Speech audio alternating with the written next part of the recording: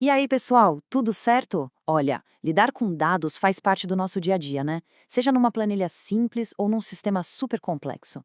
E a gente pensa, organizar é fácil, é só botar tudo em colunas e tá pronto, certo? Bom, nem sempre.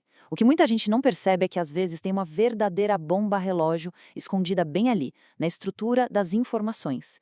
E é isso que a gente vai investigar hoje. Então, dá uma olhada nessa tabela. Assim, de primeira parece tudo certo, não é mesmo? Tem ali os funcionários, os projetos em que eles trabalham, as horas, tudo bonitinho, organizado. Só que é exatamente aí que o perigo se esconde. Essa simplicidade toda, na verdade, está mascarando umas armadilhas bem sérias, que podem causar perda de dados, inconsistência, uma confusão danada. Essa tabela, empregado underline projeto, a ideia dela é bem simples: registrar qual funcionário trabalha em qual projeto e por quantas horas. Repara só, a gente vê ali, por exemplo, a Lia, CPF 111, trabalhando no projeto Siscorp. Percebe que o nome da Lia e o nome do projeto estão ali, juntinhos na mesma linha? Parece até que otimiza as coisas, né? Mas acredite, essa mistura de informações é a sementinha de todos os problemas que a gente vai ver logo em seguida. Pois é, essa estrutura está cheia de problemas que os especialistas chamam de anomalias de atualização. Pensa nisso como três perigos escondidos, sabe? Coisas que podem corromper seus dados, fazer informação importante simplesmente sumir e, sério, transformar a gestão de qualquer banco de dados num verdadeiro pesadelo. Vamos conhecer cada um desses vilões.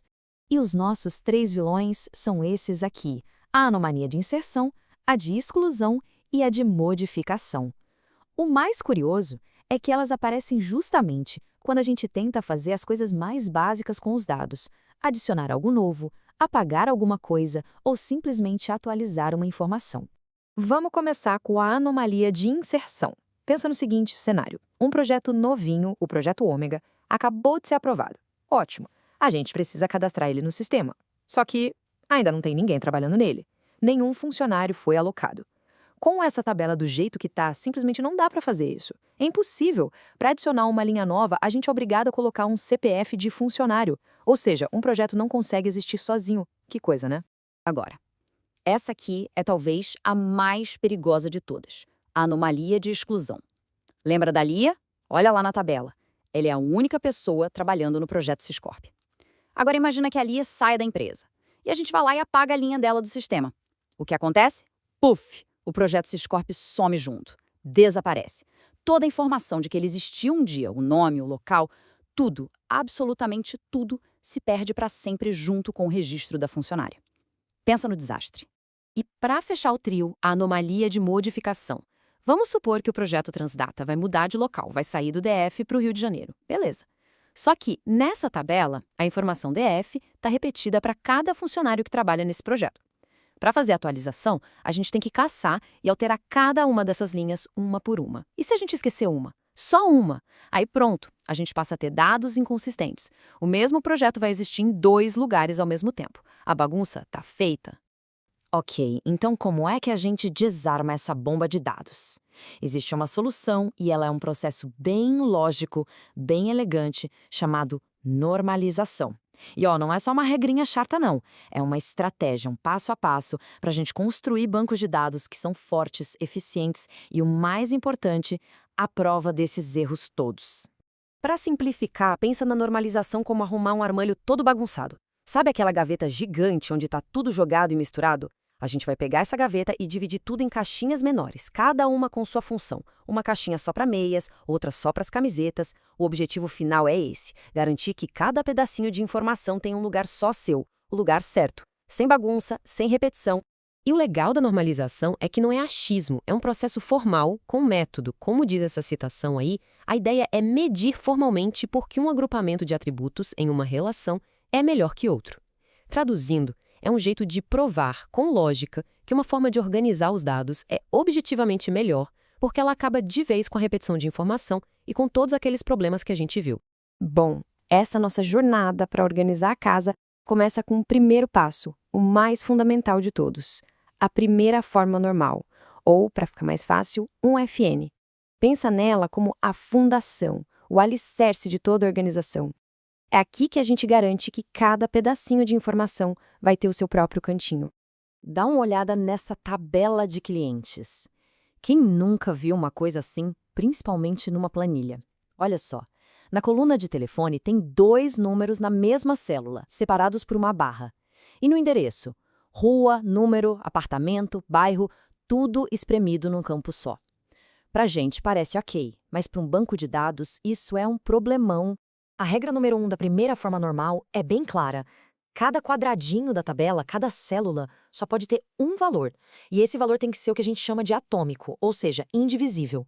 O endereço completo, por exemplo, não é atômico. Dá para quebrar em rua, número, bairro, certo? E 2 números de telefone juntos. Também não é um valor único. A 1FN não permite isso. Então, qual é a solução? Simples. A gente quebra aquela tabela original em 2. Primeiro, criamos uma tabela só de clientes. Nela, o endereço é dividido bonitinho, em colunas atômicas. Uma para a rua, outra para o bairro e por aí vai.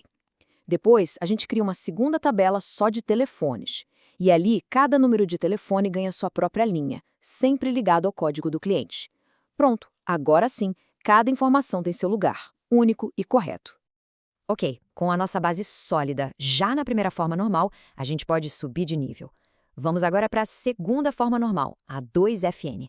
Ela vai resolver um tipo de problema que é um pouco mais sutil, mas que pode ser tão destrutivo quanto o outro. Vamos voltar para a nossa tabela do início, aquela do empregado projeto? Ela até que já está na primeira forma normal, se você reparar. Cada célula tem um valor único. O problema dela é outro, e está na chave primária. Para a gente saber exatamente de qual linha estamos falando, a gente precisa de 2 informações juntas, o CPF do empregado e o código do projeto. Isso é o que a gente chama de chave primária composta. E o problema que a segunda forma normal ataca é justamente o da dependência parcial. Parece complicado, mas é simples, olha só. O nome da funcionária, Lia, depende da chave inteira do CPF mais o projeto? Não. O nome dela depende só do CPF. Da mesma forma, o nome do projeto, Syscorp, depende só do código do projeto. Essa dependência de só um pedaço da chave é a tal da dependência parcial, e é ela a causa daquela repetição de dados e de todos aqueles problemas de atualização que a gente viu. E a solução, mais uma vez, é quebrar a tabela. A gente cria uma tabela só para empregados, outra só para projetos e uma terceira bem enxuta que só serve para conectar as duas e registrar as horas de trabalho. E com essa nova estrutura, a mágica acontece. Todas aquelas anomalias somem. Agora a gente pode adicionar um projeto novo sem precisar de um funcionário. A gente pode tirar a Lia da empresa e o projeto Syscorp continua lá, vivinho na tabela dele.